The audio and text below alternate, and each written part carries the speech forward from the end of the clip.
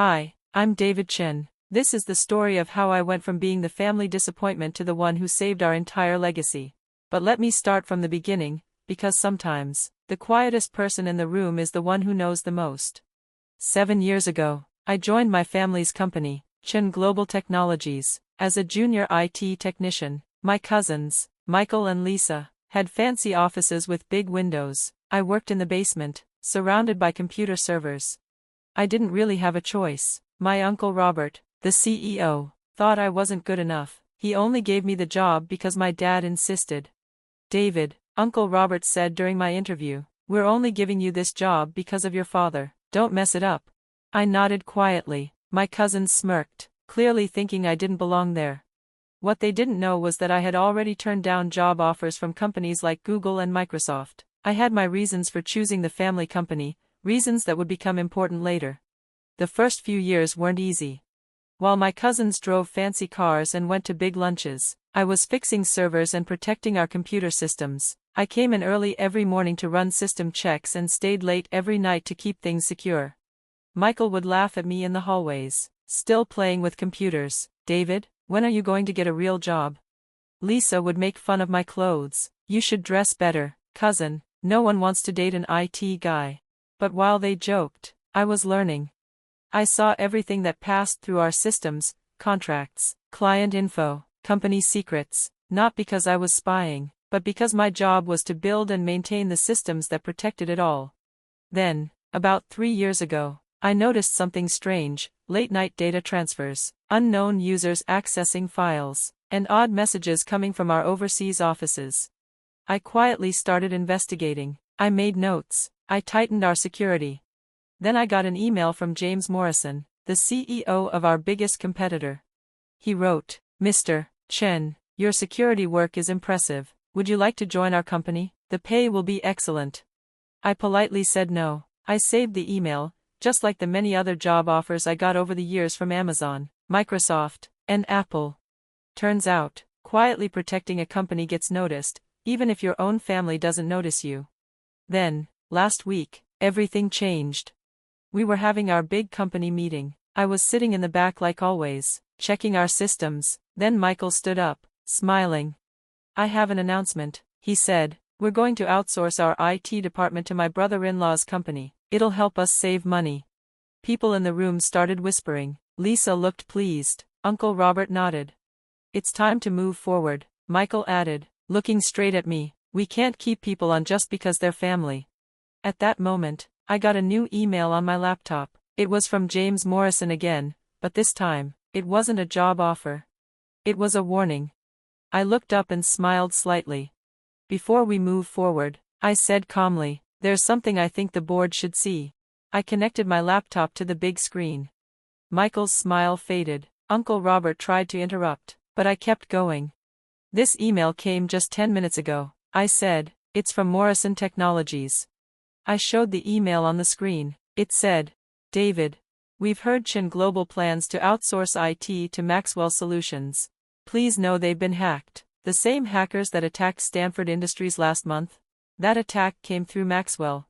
Outsourcing to them will put your company at serious risk. James Morrison." Michael looked panicked. "This is fake," he said. "Maxwell has a great reputation."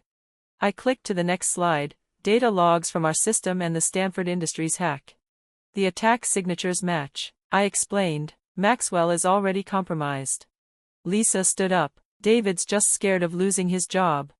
"Actually," I replied, pulling up more emails, "I haven't been just an IT guy for a long time." I showed job offers from top companies, each offering millions. I've turned down 37 high-level positions over 5 years. Then I showed a diagram of our internal security system.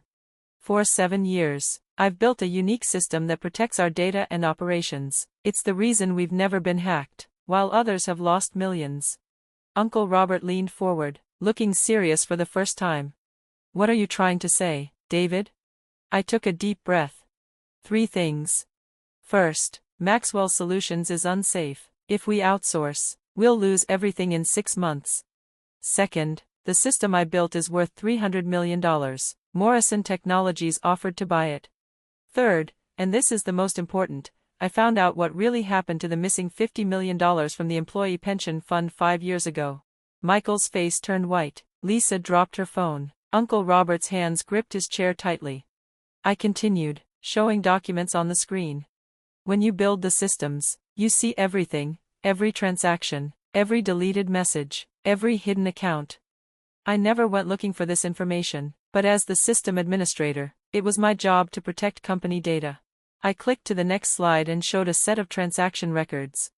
5 years ago, $50 million disappeared from the employee pension fund. The official reason was a bad investment. But the truth was something else. This was when the real truth started coming out, revealing secrets that would destroy the lies my family had built their success on. The conference room was silent as I showed the proof on the screen, every transfer, fake account, and forged document, neatly organized. On March 15, 2019, I said calmly, $50 million was moved from the pension fund using shell companies. The money was split 3 ways. I changed the slide. $20 million to an account in the Cayman Islands under Makin Ventures, that's Michael. $20 million to Lisa Chen International in Switzerland. And $10 million to a holding company owned by Uncle Robert. Michael stood up angrily, gripping the table. You had no right to look at those records, that's illegal. I gave a small smile. Actually, as the head of IT security, it was my job to monitor everything. I followed all company rules, and everything I did was documented. Uncle Robert tried to calm things down. David, I'm sure this is a misunderstanding. Like the explanation you gave employees who lost their retirement money, I said, showing the next document. Or when you lied to the SEC and blamed it on a fake trader named Marcus Williams. Lisa nervously tapped her nails on the table. What do you want, David? Money? A promotion? Just say it. I shook my head. This isn't about money, it's about doing what's right.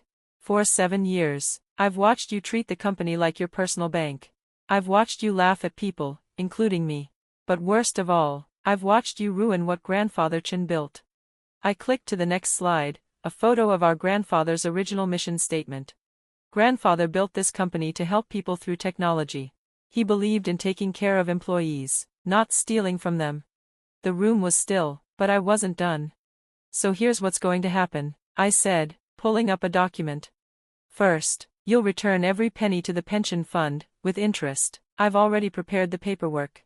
Second, all 3 of you will resign. New leadership will be based on merit, not family ties. You can't do this, Michael shouted. You're just an IT guy. I showed them the last slide, my stock ownership. Actually, I can. Over the last 7 years, I've quietly bought company stock. Every bonus, every raise, I used it to buy shares. As of last week, I own 30% of Chen Global Technologies. Uncle Robert looked stunned. That's not possible. The family trust holds the majority of shares. You mean the trust that requires you to be employed by the company? I said. The same trust that takes your shares away if you commit fraud? Then I gave them the final blow. I already sent all evidence to the SEC. They're expecting your call. So here are your options, I said, opening another folder. Option 1, resign. Pay back the pension money. Stay on as silent shareholders. You'll still earn dividends, but have no say in running the company. I paused before continuing. Option 2, I release all of this to the FBI and the press. The company might survive, but you won't. You'll be facing prison time. Michael stepped forward, furious. You ungrateful. Don't, I said calmly. The security system records everything in this room, audio and video. Everything you've said is backed up in multiple places. Lisa asked, how do we know you won't turn us in after we resign? I pulled up a legal agreement. If you follow option 1, I'll sign a non-disclosure agreement. Employees get their money. The company moves forward. And the family name isn't ruined. Uncle Robert finally spoke. And if we say no? I showed them a pre-written press release with all the details. If you say no, this goes out at 5 p.m. By tomorrow, this company will be on the front page of every news outlet. And you'll be facing federal charges. The room was dead quiet. Through the glass, I could see employees going about their day, not knowing their future was being decided. Uncle Robert sighed. You planned all this, didn't you? I shook my head. No, I came here to learn and make you proud. The plan started only after I found out about the theft. Even then, I hoped you'd do the right thing. Michael sat back down, defeated. What about my brother-in-law's company, the IT outsourcing? I already took care of it. I sent Morrison Technologies warning to Maxwell's other clients. His company is finished. Lisa finally broke her silence. All this time, we thought you were just the quiet one. That was your mistake, I said. You never paid attention to what I was really doing. Within the hour, lawyers arrived, papers were signed.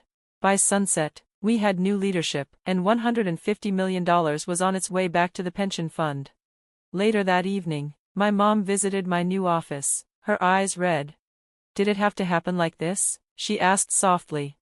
I showed her the pension fund documents. They stole from people who trusted them, Mom. People like Mr. Jam and Mrs. Liu, who worked here their whole lives.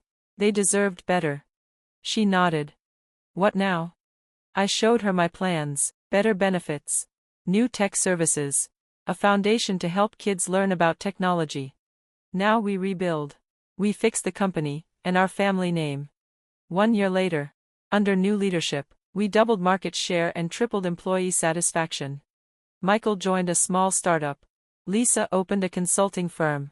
Uncle Robert retired and tried to reconnect with family. As for me, I still work long hours, but now I love what we're building. Chen Global Technologies is finally back to what grandfather wanted it to be, a company that uses technology to help people. Last week, I was invited to speak at a tech conference. The topic, ethical leadership in the digital age. I smiled and said yes. Because I have a story worth telling. We've rebuilt the company. But more importantly, we restored our honor. Sometimes, the quietest person in the room is the one willing to do what's right. They say success is the best revenge. But I've learned that true success is about doing what's right, for your employees, for your family, and for yourself. In the end, just an IT guy turned out to be the person the company needed most. And I think Grandfather Chen would be proud. Because now, our future is built on honesty, and that's a legacy worth protecting.